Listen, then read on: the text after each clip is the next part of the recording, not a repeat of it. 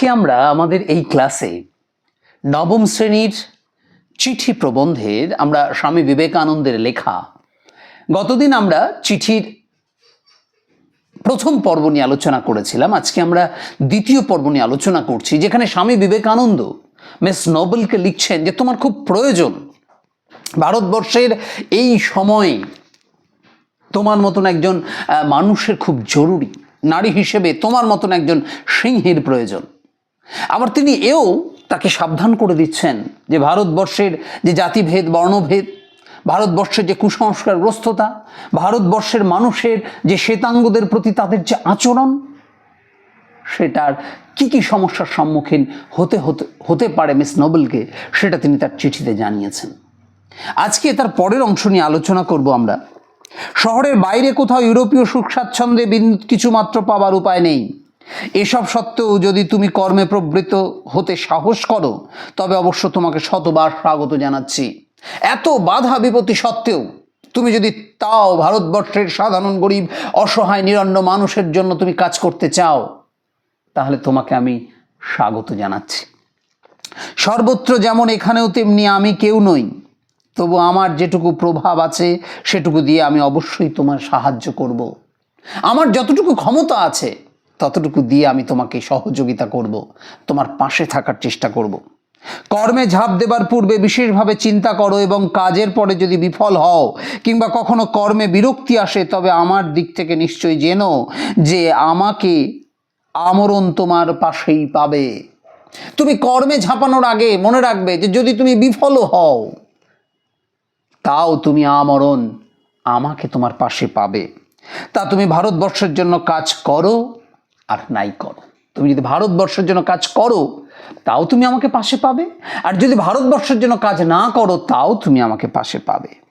বেদান্ত ধর্ম ত্যাগ করো আর ধরেই থাকো।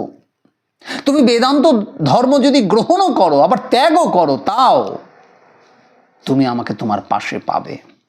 মর্দ কি বাত হাতি কা দাঁত, একবার বেরোলে আর ভিতরে যায় না। কি অসাধারণ কথা!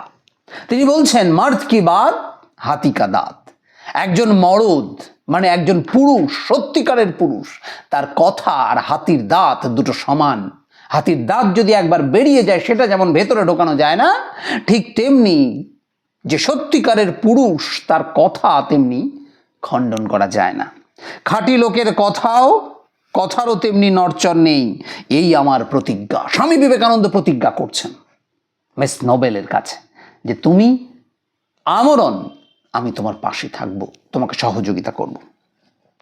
আবার তোমাকে একটু সাবধান করা দরকার, তোমাকে নিজের পায়ে দাঁড়াতে হবে। মিস মুলার কিংবা অন্য কারো পক্ষপুটে আশ্রয় নিলে চলবে না। উনি এটাও বলে দিচ্ছেন যে তোমাকে নিজের পায়েই দাঁড়াতে হবে। তার নিজের ভাবে মিস মুলার চমৎকার মহিলা, কিন্তু দুর্ভাগ্যক্রমে এই ধারণা ছেলেবেলা থেকেই তার মাথায় ঢুকেছে যে তিনি আজন্ম নেত্রী, আর দুনিয়াকে ওলটপালট করে দিতে টাকা ছাড়া অন্য কিছুর প্রয়োজন নেই।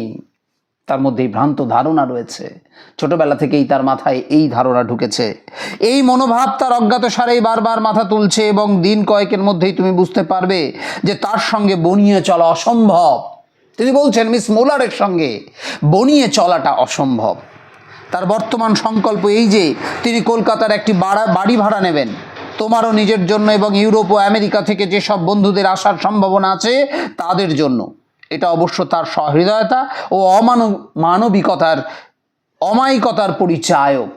অবশ্যই তিনি অসাধারণ একজন মানুষ, কিন্তু তার মঠোদ্ধক্ষস্বরূপ সংকল্পটি দুটি কারণে কখনো সফল হবে না: তার রুক্ষ মেজাজ এবং অদ্ভুত অস্থির চিত্ততা।